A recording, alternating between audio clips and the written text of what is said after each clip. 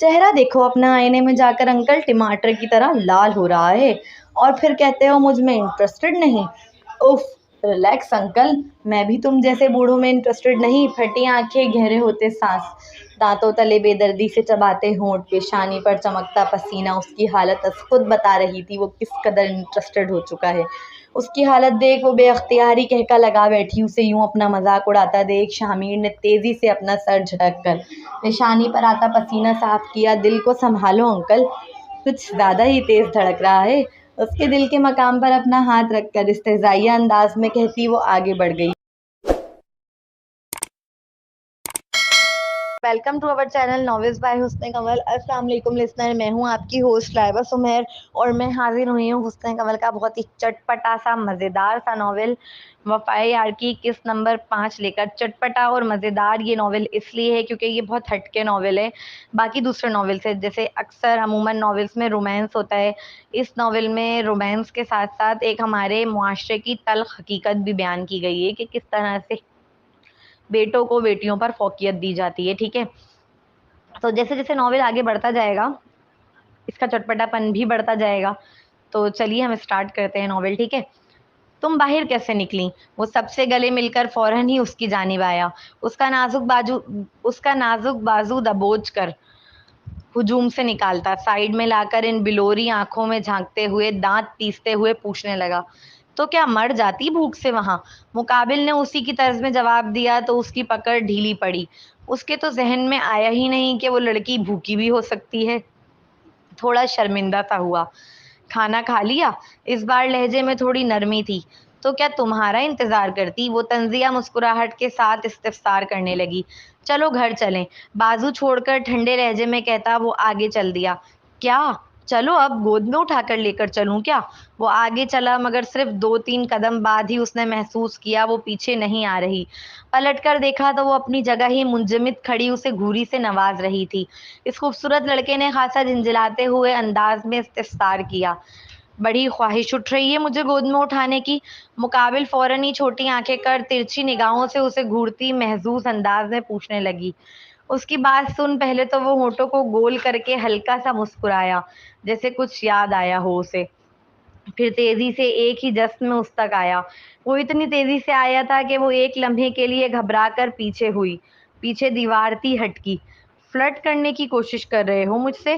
بے یقینی سے اس کی خوبصورت سمندر جیسی نیلی آنکھوں میں جھانکتے حیرت سے پوچھنے لگا، کیوں نہیں کر سکتی؟ ایک لمحے کے لیے مانا وہ اس کی نزدیکی سے گھبرا گئی تھی، مگر اگلے ہی پل اپنا مقصد یاد آیا۔ وہ لڑکی اپنی گھبراہٹ پر قابو پا کر اس کے کالر پر لگے بٹن کو چھیڑتے لہکتے انداز میں پوچھنے لگی، اسکول میں یہ سب سیکھتی ہو تم؟ آج تک کتنی ہی لڑکیاں اس کے قریب آئی تھیں، لیکن کبھی ایسا محسوس نہ کیا جیسا اس کی نزدیکی سے کر رہا تھا۔ اس کے سرخ باریک ہونٹ اجازت نہیں دے رہے تھے آنکھوں کو کہ ان پر سے توجہ کہیں اور مرکوز کر سکے۔ پھر ستم ڈھاتی اس کی نیلی نشیلی آنکھیں جو خود میں ڈبا دینے کا ہنر لیے ہوئے تھیں۔ بہت مشکل لگا اس کا ہاتھ اپنے بٹن سے ہٹانا، مگر وہ قریب نہیں آنے دے سکتا تھا اسے۔ وہ بھول نہیں سکتا تھا زونی شہروز کی ہے، اس کے چھوٹے بھائی کی۔ زونی کے لیے شہروز سے شادی ضروری نہ تھی، اس لیے وہ آزاد تھی، مگر شہروز کے لیے زونی سے شادی کرنا بہت ضروری تھا۔ وہ دونوں ایک ماں کے پیٹ سے نہیں جنے تھے۔ شہروز خاندان کا سب سے چھوٹا پوتا تھا، مگر وہ ایک کنیز کے بدن سے جنا تھا۔ یہ پہلی بار تھا کہ بخش خاندان کی کنیز کو اولاد جننے کی اجازت دی گئی ہو۔ اسے خاندان کا پوتا ہونے کا اعزاز تو مل گیا تھا، مگر جائیداد میں حصہ نہیں مل سکتا تھا۔ نہیں، اپنے بڑوں سے سیکھ رہی ہوں، وہ آنکھیں ٹمٹماتے مسکرا کر بولی۔ یقیناً اس کا مفہومانہ دیا اشارہ اسی کی جانب تھا، اور مقابل یہ بات بخوبی سمجھ بھی چکا تھا۔ بچی تم میرے ٹائپ کی نہیں، ابھی پڑھائی پر دھیان دو اپنی۔ اس کا خوبصورت ہاتھ جو بٹن سے الجھ رہا تھا سختی سے پکڑ کر نیچے جھٹکتے وہ بے تاثر چہرے کے ساتھ گویا ہوا، اور کیا کرنا پڑے گا مجھے تمہارے ٹائپ کی بننے کے لیے؟ وہ ابھی بھی آنکھوں سے تیر چلانے سے باز نہیں آ رہی تھی۔ ان خوبصورت آنکھوں سے چلے ہوئے تیر مقابل کے دل کو گھائل نہ کریں، یہ کیسے ممکن؟ وہی جانتا ہے کتنا مشکل تھا کول ایکٹ کرنا اس کے سامنے۔ تمہیں اچانک ہوا کیا ہے؟ نشہ وشہ تو نہیں کر لیا؟ وہ تعجب سے پوچھ اٹھا۔ اس ہوا میں ہی نشہ ہے شاید، یا شاید تمہاری ان گہری آنکھوں میں۔ وہ قریب آتے مقابل کی آنکھوں میں دیکھ کر ہولے سے بھرائی آواز میں بولی۔ مقابل کی آنکھیں اس لڑکی کی نزدیکی کے سبب شوق سے بڑی ہوئیں۔ وہ زندگی میں پہلی بار کسی کی نزدیکی سے ڈرا تھا۔ اس کی بھرائی آواز اور سانسوں کی مہک شامیر کے دل کو ہلا رہی تھی۔ چہرہ دیکھو اپنا آئینے میں جا کر انکل، ٹماٹر کی طرح لال ہو رہا ہے، اور پھر کہتے ہو مجھ میں انٹرسٹڈ نہیں۔ اف، ریلیکس انکل، میں بھی تم جیسے بوڑھوں میں انٹرسٹڈ نہیں۔ پھٹی آنکھیں، گہرے ہوتے سانس، دانتوں تلے بے دردی سے چباتے ہونٹ، پیشانی پر چمکتا پسینہ اس کی حالت از خود بتا رہی تھی وہ کس قدر انٹرسٹڈ ہو چکا ہے۔ اس کی حالت دیکھ وہ بے اختیار ہی کہکا لگا بیٹھی۔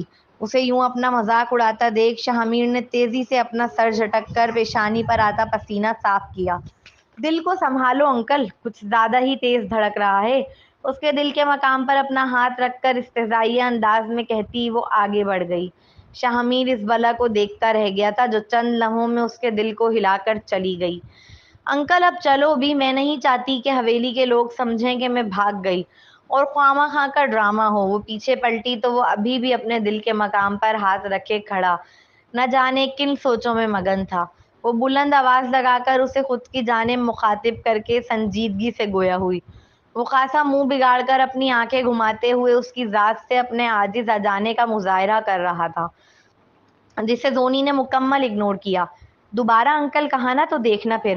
پاس سے گزرتے ایک لمحے کے لیے اس کے پاس رک کر وہ خاصا دانت پیستے ہوئے دھمکی آمیز لہجے میں وارننگ دے کر آگے بڑھ گیا، جبکہ وہ منہ پر ہاتھ رکھ کر ہنستے ہوئے اس کے پیچھے آئی۔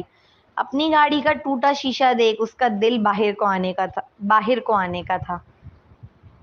یہ کیا کیا تم نے؟ اپنے پیچھے کھڑی لڑکی کی جانب مڑ کر جذبز ہو کر اس کی جانب قدم بڑھاتا وہ دھاڑتے ہوئے بولا، مانا میں پری جیسی دکھتی ہوں مگر دیکھو پر نہیں ہے میرے پاس، اڑ کر تو آنے سے رہی، اس لیے مجبوراً تمہاری گاڑی کا شیشہ توڑا۔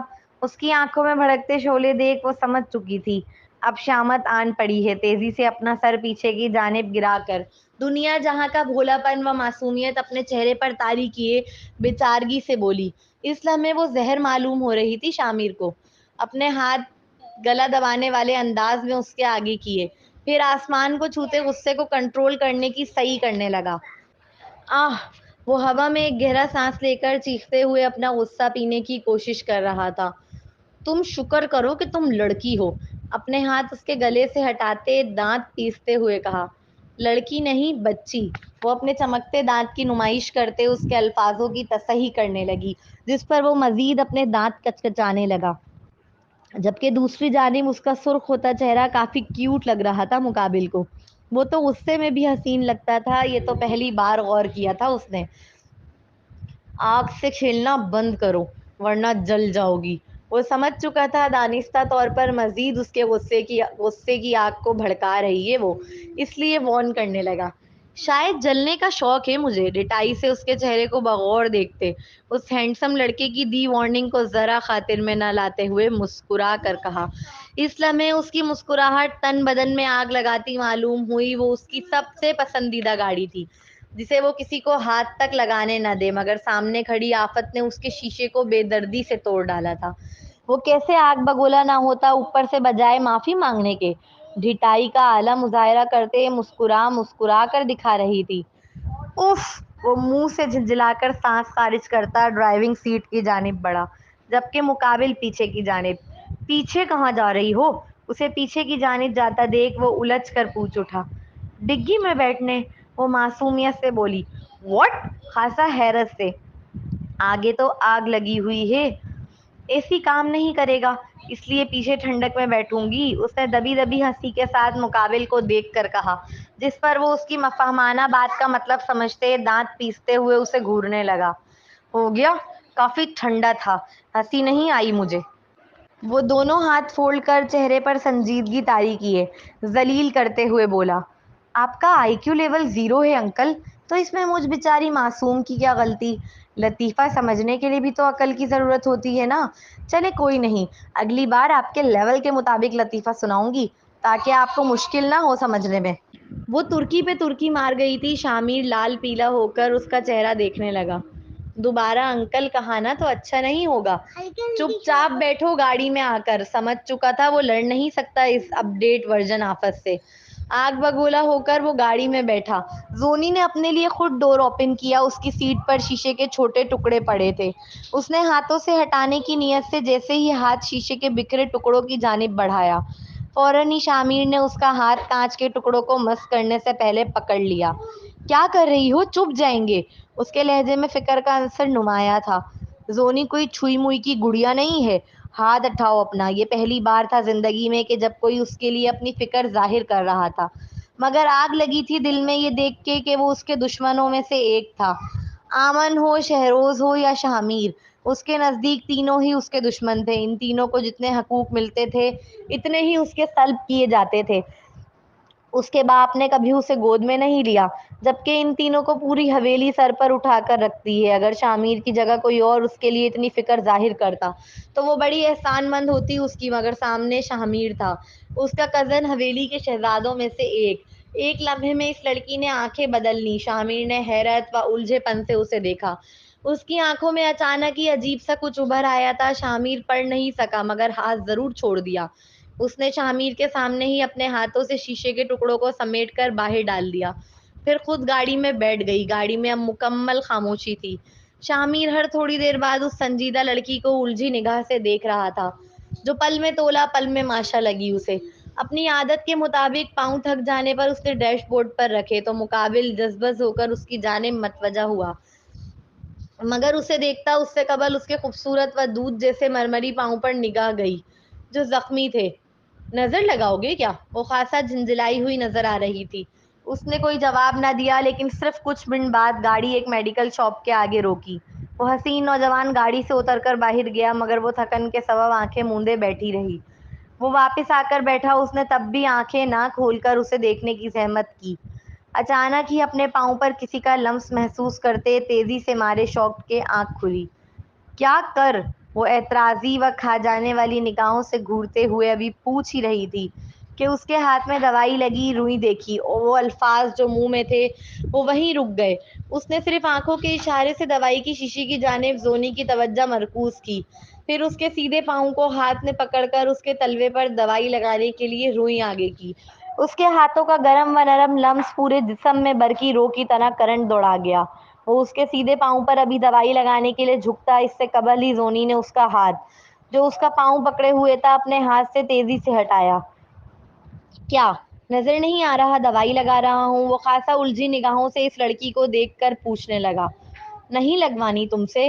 وہ سخت لہجے میں بولی. اس کی رحم دلی و اچھائی دل پر اثر کرتی معلوم ہوئی، اور وہ نہیں چاہتی تھی کہ وہ اپنے دشمنوں کے لیے اپنے دل میں کوئی بھی نرم گوشہ رکھے. کیوں؟ بس کہہ دیا نا نہیں لگوانی. اور اتنے ہمدرد کیوں بن رہے ہو آج؟ کیا میرے فلرٹ کو دل پر لے گئے انکل؟ پہلے دو جملے خاصا برہم لہجے میں ادا کیے، مگر آخری جملے پر اس کی آنکھوں میں شوخی ابھری. وہ زج کرنے والے انداز میں ایک آئی برو اچکا کر استفسار کرنے لگی. تم چیف کیا ہو؟ وہ سمجھ نہیں پا رہا تھا اس لڑکی کو. اتنے تو گرگٹ بھی رنگ نہیں بدلتا جتنے وہ بدل رہی تھی. آخری جملہ مقابل نے خاصا مغرور انداز میں پوچھا، جیسے ظاہر کر رہا ہو اس جیسی ہزاروں پڑی ہیں. اس کے قدموں میں آخر کو وہ بخش خاندان کا پوتا تھا.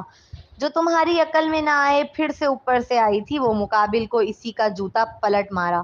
وہ جواب سن جذبز ہو کر اسے گھورنے لگا. ٹھیک ٹھاک ذلیل کر چکی تھی وہ اسے اب تک. شش! اگلے پل وہ دانت کچکچا رہا تھا، پھر نظر اس کی ڈیش بورڈ پر رکھے پیروں پر گئی. وہ چاہ کر بھی خود کو روک نہ سکا اور دوبارہ اس کا پاؤں پکڑا. چھوڑو میرا پاؤں! کیا کر رہے ہو؟ کہہ دیا نا نہیں لگوانی مجھے تم سے کوئی دوائی. وہ بری طرح بگڑ کر چیختے ہوئے اپنا پاؤں مقابل کی گرفت سے چھڑوانے کی کوشش کرنے لگی.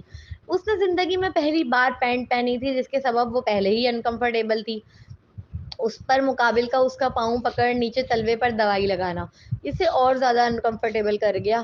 تم سے کہا نا انکل، چھوڑو میرا پاؤں! اتنی خوبصورت بھی نہیں ہوں میں کہ تم سے رہا ہی نہیں جا رہا. وہ جھنجھلا کر اپنا پاؤں چھڑانے کی کوشش کرتے ہوئے چیخی، تو مقابل اسے کھا جانے والی نگاہ سے تکنے لگا، مگر پاؤں اب بھی نہ چھوڑا. پھر سر جھٹک کر واپس دوائی لگانے لگا. چھوڑو! بہرے ہو گئے ہو کیا؟ چھوڑو میرا پاؤں! وہ اس بار شدید جھنجھلاہٹ کے ساتھ حلق کے بل چیخی. چپ! گاڑی کا شیشہ نہیں ہے، تمہاری کم عقلی کی بدولت آواز باہر جا رہی ہے تمہارے چیخنے کی. آس پاس کے لوگ غلط مطلب اخذ کریں گے ان چیخوں کا، اس لیے بالکل چپ رہو، اور دوبارہ بولی نا تو دیکھنا پھر میں تمہارے ساتھ کرتا کیا ہوں. ابھی وہ اس خوبرو نوجوان پر چیخ ہی رہی تھی کہ مقابل نے تیزی سے اس کا پاؤں اپنی ران پر رکھ کر اگلے ہی پل اس کے گلابی ہونٹوں پر اپنی انگلی رکھی. زونی اس کے عمل پر مکمل ساکت ہوئی، جبکہ آنکھیں حیرت سے باہر ابل آنے کو تھیں. اس کی پھٹی نیلی آنکھیں اس کی حیرت کا پتہ دے رہی تھی. انگلی اس کے ہونٹوں پر کیا رکھی، دل پھر باولا ہوا. ایک دو ثانیوں کے لیے دونوں صرف خاموشی سے ایک دوسرے کو تکتے رہے. شاہ میر کو اپنی سانسیں بھاری ہوتی محسوس ہوئیں، مگر اگلے ہی پل اسے شہروز کا خیال آیا. وہ اپنے چھوٹے بھائی سے بہت محبت کرتا تھا اور شدید چاہت لیے ہوئے تھا اپنے دل میں کہ اسے اپنے برابر کھڑا کر سکے. بس شہروز کا خیال آنا تھا کہ آنکھوں میں بے رخی اتر آئی. اگلے ہی لمحے تیزی سے اس ہینڈسم نوجوان نے زونی کے گلابی ہونٹوں سے انگلی ہٹائی اور برہمی سے اسے دھمکی آمیز لہجے میں وارننگ دینے لگا. میں خود لگا سکتی ہوں دو میں وہ کہاں اس کی دھمکیوں سے ڈرنے والی تھی. فوراً ہی احتجاجاً بول اٹھی، مگر ابھی جملہ مکمل کر پاتی کہ مقابل نے دوائی اس کے گہرے زخم پر لگائی، جس کے سبب اس کی کراتے ہوئے سسکی بے اختیار ہی منہ سے نکلی. شاہ میر خاصا حیران تھا کہ کیسے وہ نازک سی لڑکی اتنے زخمی پاؤں کے ساتھ سب جگہ گھومتی پھر رہی تھی. کہا ہے نا چپ رہو، وہ دوائی احتیاط سے لگاتے بغیر اس کی جانب دیکھے دبی دبی غراہٹ کے ساتھ بولا. باپ نہ بنو زیادہ میرے، وہ بھپر کر بولی. تو کیا تمہارے بچوں کا بنوں؟ مقابل طنزیہ پوچھ اٹھا. او او او سین لائک کسی کے ارمان مچل رہے ہیں، مگر تم میرے ٹائپ کے نہیں ہو، اس لیے سوری انکل. آخری لفظ وہ خاصا جماؤ دے کر بولی جیسے مرچیں لگا رہی ہو. اس کے مقابل بجائے جوابی کارروائی کرنے کے ہار ماننے والے انداز میں سر جھٹک کر اپنا سارا دھیان دوائی لگانے پر مرکوز کر گیا. لاؤ دوسرا دو، میں اسے بھی دیکھ لوں، کہیں وہ بھی تو زخمی نہیں. اس نے زونی کا پاؤں دوائی لگا کر نیچے نہیں کیا، بلکہ ڈیش بورڈ پر 2-3 ٹشو پیپر رکھ کر اس پر ٹکایا. اس کا یہ عمل کہنے کو بہت چھوٹا تھا، مگر زونی نے شدت سے محسوس کیا اگر اس کی جگہ امن ہوتا تو یقیناً اس کا پاؤں نیچے لٹکاتا. وہ بہت نرمی سے دوسرا پاؤں معائنہ کرنے کے لیے مانگنے لگا، جیسے کوئی ڈاکٹر یا طبیب ہو. نہیں، بہت شکریہ آپ کا انکل، مگر میرا دوسرا پاؤں بالکل ٹھیک ہے. وہ مصنوعی مسکان چہرے پر سجائے خاصا جھنجھلاتے ہوئے لہجے میں جواب دہ ہوئی. دانستہ طور پر زج کرنے کے لیے انکل جیسے لفظ کا استعمال مقابل جیسی ہینڈسم پرسنالٹی کے لیے کیا. یقین تھا وہ سر سے پاؤں تک تلملا اٹھے گا، مگر توقع کے برعکس وہ ہلکا سا مسکرایا. وہ مسکراہٹ بہت پیاری تھی، دل کو نرما دینے والی. اس نے دوائی کی شیشی احتیاط سے بند کر کے زونی کی جانب بڑھا دی. یہ 1-2 بار اور لگا لینا، ٹھیک ہو جائے گا بالکل. مگر مقابل نے ہاتھ آگے نہ بڑھایا لینے کے لیے. یہ دیکھ اس نے ڈیش بورڈ کا باکس کھول کر اس میں رکھ دی. جب گئے ہی تھے تو پانی بھی لے آتے نا، اتنی پیاس لگ رہی ہے. اس نے گاڑی کا انجن سٹارٹ کیا ہی تھا کہ وہ منہ بسور کر بولی. پانی نہ پیو تو بہتر ہے، بہت لمبا راستہ ہے. وہ مفاہمانہ انداز میں اسے سمجھانے لگا، مگر وہ لڑکی اس کا اشارہ نہ سمجھ سکی. تو کیا پیاسی مر جاؤں؟ اس لمحے نہ جانے کیا ہو گیا تھا، اسے ہر بات پر ہی بگڑتی معلوم ہوئی. ٹھیک ہے، جیسی تمہاری مرضی. وہ مزید بحث سے بچنے کے لیے آنکھوں کی پتلی عادت کے مطابق جھنجھلا کر گھماتا ہوا گاڑی سے اترا. ایک تو سمجھ نہیں آ رہا کیوں اتنا اچھا بننے کا ناٹک کر رہا ہے یہ آج. کرم جلا کہیں کا. اس کی اچھائی زونی کو زہر معلوم ہو رہی تھی. وہ پانی کی بڑی بوتل خرید کر لے آیا تھا، جسے زونی نے جھپٹنے والے انداز میں اس سے لیا. وہ ابھی بیٹھا ہی تھا کہ زونی سیل کھول کر کیپ بےتابی سے ہٹا کر پانی کی بوتل منہ سے لگا گئی. ارے ارے، گلاس ہے میرے پاس، سارا پانی جھوٹا کر. وہ منہ بگاڑتے ہوئے ابھی بول ہی رہا تھا کہ نظر اس کی سرائی دار برف جیسی سفید گردن پر پڑی. وہ ہونٹوں سے کچھ پانی کی بوندیں گردن تک ڈھلک آئی تھی. وہ ایک لمحے کے لیے مبہوت ہو کر اسے تکنے لگا. وہ لڑکی نہیں جانتی وہ خود تو سیراب ہو گئی تھی، مگر مقابل میں شدید پیاس کا احساس جگا گئی. کہو تو تصویر کھینچ کر دے دوں؟ اپنے وجود پر اس کی نگاہوں کی تپش محسوس کر وہ پانی کی بوتل منہ سے ہٹا کر ہونٹوں پر لگے پانی کو اپنے ہاتھ کی پشت سے رگڑ کر صاف کر چھوٹی آنکھوں سے مقابل بیٹھے نوجوان کو گھورتے ایک آئی برو اچکا کر طنزیہ مسکراہٹ کے ساتھ استفسار کرنے لگی. وہ فوراً ہی حواسوں میں لوٹا تھا تمہیں بڑا شوق ہے مجھے اپنی تصویر دینے کا اگلے ہی پل اپنی آکورڈنیس کو ختم کرنے کے لیے پلے فل مسکراہٹ ہونٹوں کے کناروں پر سجائے استفسار کرنے لگا۔ وہ خاصا حاصر دماغ تھا۔ زونی اس کا جواب سن ایک لمحے کے لیے سٹپٹائی۔ زونی اسے شرمندہ کرنا چاہتی تھی لیکن وہ بازی الٹ گیا تھا۔ اگلا سین، آمن اپنی پروجیکٹ کی فائل لے کر بیٹھا تو عجیب سی بے چینی محسوس کی۔ اسے اچھی طرح یاد تھا کہ زونی تہ خانے میں بھوکی پیاسی بند ہے۔ مانے نہ مانے اس کی فکر لاحق ہونے لگی تھی اب۔ اتنی دیر خود پر جبر کیے بیٹھا کام کرتا رہا مگر دھیان نہ ہونے کے سبب کام بجائے ہونے کے مسلسل بگڑ رہا تھا۔ آخر کار جھنجھلا کر فائل زور سے اپنی ڈیسک پر پٹکتے ہوئے وہ اپنی اسٹڈی سے نکلا۔ اس کے کمرے کے اندر 3 پارٹیشن تھے۔ دروازے سے داخل ہوتے ہی ٹی وی لاؤنج، جہاں سفید رنگ کے خوبصورت و نئے ڈیزائن کے صوفے رکھے تھے، وہ سامنے دیوار پر بڑی سی LCD لگی تھی۔ پھر اندر کی جانب آ کر اس کا بیڈ روم، سامنے ہی شیشے کے دروازے کے پار اس کا اسٹڈی روم۔ اسٹڈی روم کے 2 دروازے تھے، ایک بیڈ روم کی جانب کھلتا اور دوسرا باہر گارڈن کی جانب۔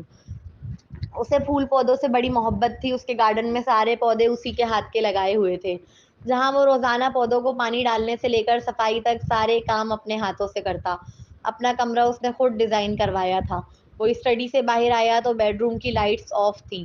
وہ بغیر آن کیے باہر نکل گیا۔ ٹی وی لان سے ہوتا وہ کمرے سے باہر نکل آیا تھا۔ اب نہیں جانتا وہ کون سا جذبہ تھا کہ قدم از خود تہ خانے کی جانب چل دیے۔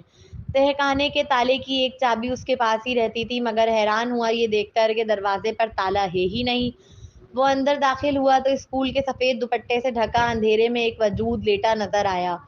ضرور اقصیٰ چاچی نے دروازہ کھلوا دیا ہوگا مگر اسے پتہ ہی نہیں ہے۔ دادا جان سے بات کرنی پڑے گی۔ اسے لگا بھوک پیاس سے نڈھال ہونے کے سبب اس بیچاری کو یہ تک نہیں پتہ کہ تہ خانے کا دروازہ باہر سے کھلا پڑا ہے۔ اس کے جاتے ہی نوری نے اپنے منہ سے زونی کے یونیفارم کا دوپٹہ ہٹا کر ایک گہرا سانس بھرا۔ شکر ہے میں نے ان کو تہ خانے کی جانب آتے دیکھ لیا تھا، ورنہ قیامت آ جانی تھی۔ زونی بی بی کہاں چلے گئی ہو؟ جلدی آ جاؤ اس سے پہلے کوئی اور قیامت آئے۔ نوری اپنی پیشانی پر آتا پسینہ صاف کرتے باہر کی جانب دیکھتے ہوئے بڑبڑائی۔ دادا جان کہاں ہیں؟ وہ باہر کے گارڈن میں آیا تو اس کی والدہ، والد و دادی تینوں ایک ساتھ بیٹھ کر کوئی سیریس ٹاپک پر بات کرنے میں مگن نظر آئے، لیکن اس کے قریب آتے ہی تینوں خاموش ہو گئے مگر اس نے زیادہ دھیان نہ دیا۔ اس کی توجہ اس وقت کہیں اور ہی مرکوز تھی۔ اپنے کمرے میں ہوں گے، اس کی دادی لاپرواہی سے بولی۔ نہیں ہے، میں وہیں سے آ رہا ہوں، وہ نوجوان تیزی سے جواب دہ ہوا۔ اس کے چہرے پر پریشانی کے آثار نمایاں تھے۔ کیا بات ہے، اتنے پریشان کیوں نظر آ رہے ہو؟ اس کی ماں فکرمند لہجے میں استفسار کرنے لگی۔ زونی تہ خانے میں بھوک پیاس سے نڈھال ہو چکی ہے۔ میں چاہتا ہوں دادا جان اپنی سزا ہٹائیں اس پر سے۔ ویسے بھی سب جانتے ہیں اسے بھوک برداشت نہیں۔ وہ خود بھی نہیں جانتا کتنی فکر تھی اس کے لہجے میں جو باقی سب محسوس کر چکے تھے۔ دیکھ لیا اماں، میں کہہ رہی تھی نا امن پسند کرتا ہے زونی کو، مگر آپ مان ہی نہیں رہی تھی۔ بھائی جب گھر میں رشتہ موجود ہے تو باہر کیوں جانا؟ میں چاہتی ہوں آپ کل ہی اقصیٰ و فہیم سے زونی و امن کے رشتے کی بات کریں۔ زونی کے حصے کی جائیداد باہر نہ چلی جائے، اس ڈر سے رانی بیگم کب سے اپنی ساس کو منا رہی تھی اس رشتے کے لیے، مگر شاہین بیگم راضی نہ تھی۔ وہ بہت اچھے سے سمجھتی تھی اس رشتے کا مقصد۔ اپنے بال دھوپ میں سفید نہیں کیے تھے انہوں نے، انہیں پتہ تھا یہ رشتہ آئے گا۔ شاہین بیگم کو بخوبی علم ہے کہ زونی کی جائیداد کے حصے کے لیے ان کے تینوں پوتے ایک دوسرے کے گریبان پر ہاتھ ڈالنے تک کی نوبت پر آ جائیں گے، اس لیے وہ زونی کا رشتہ باہر کرنے کا ذہن بنا چکی تھی۔ انہیں اپنے تینوں ہی پوتے بڑے پیارے تھے اور وہ نہیں چاہتی تھی کہ اس کرم جلی کے پیچھے ان کے شہزادے دست و گریباں ہو، اسی لیے وہ رانی بیگم کو صاف انکار کر چکی تھی، مگر رانی بیگم بھی کہاں پیچھے ہٹنے والی تھی۔ آخر کو اربوں خربوں کی جائیداد کا سوال تھا۔ وہ بہن کے طور پر فکر کر رہا ہے۔ حد کرتی ہو رانی تم بھی۔ شاہین بیگم فوراً ہی رد میں ایک ایک لفظ پر زور دیتے بولی، جبکہ سامنے کھڑا آمن الجھ کر انہیں دیکھ رہا تھا۔ مانا اسے وہ ایک آنکھ نہیں بھاتی مگر بہن، اس نظریے سے تو کبھی نہیں دیکھا اسے۔ اماں میرا بیٹا اس کی فکر میں گھل رہا ہے کہ آپ کو نظر نہیں آ رہا؟ فیض بخش اپنے بھرمدار آواز میں خفگی بھرے لہجے میں استفسار کرنے لگے۔ وہاں وہ بھوک پیاس سے مر رہی ہے اور یہاں یہ لوگ آرام سے بیٹھ کر چائے بسکٹ کھاتے ہوئے رشتے طے کرنے میں لگے ہیں۔ حد ہوتی ہے کوئی بے حسی کی بھی۔ وہ منہ میں بڑبڑاتا دونوں مٹھیاں غصے سے بھیجتا وہاں سے واپس چلا آیا۔ وہ غصے سے واپس اپنے کمرے میں آیا تو لاؤنج سے ہوتا بیڈ روم میں داخل ہوا۔ وہاں اندھیرا چھایا ہوا تھا، مگر ہلکی ہلکی سی سسکیوں کی آواز نے اس کی توجہ اپنی جانب مرکوز کی۔ اس نے فوراً لائٹس آن کی تو زمین پر کالی چادر میں لپٹا نازک سراپا خود میں سمٹا نظر آیا۔ لائٹس آن ہونے پر اس نے چونک کر نظر اٹھائی۔ آمن اور اس کی آنکھیں ملی۔ ان آنکھوں میں شدید کرب و سرخ ڈورے نمایاں تھے۔ اسے دیکھتے ہی ان آنکھوں میں وحشت اتری، جیسے وہ ڈر گئی ہو اس سے۔ تم اندر کیسے آئیں؟ وہ گھوری سے نوازتے ہوئے پوچھنے لگا۔ وہ اتنا ڈری ہوئی تھی کہ الفاظ ساتھ ہی نہیں دے رہے تھے۔ ہاں جی، تو اگر ایپیسوڈ اچھی لگی ہو تو ایپیسوڈس پہ لائک ضرور کیجیے گا، کمنٹس بھی کیجیے گا، ایپیسوڈ کو شیئر ضرور کیجیے گا، اور اگر آپ نے ابھی تک چینل کو سبسکرائب نہیں کیا ہے تو ہمیشہ کی طرح میں پھر سے آپ لوگوں سے بولوں گی یار بہت محنت لگتی ہے، تو پلیز چینل کو سبسکرائب کر دیجیے گا، دعاؤں میں یاد رکھیے گا۔ ملتے ہیں نیکسٹ ایپیسوڈ کی ایک دھماکے دار ایپیسوڈ کے ساتھ، ٹھیک ہے، بڑی مزیدار اور دھماکے دار، چٹپٹی، پاورفل۔ تو جب تک کے لیے اللہ حافظ، اللہ حافظ، اللہ حافظ، اللہ حافظ۔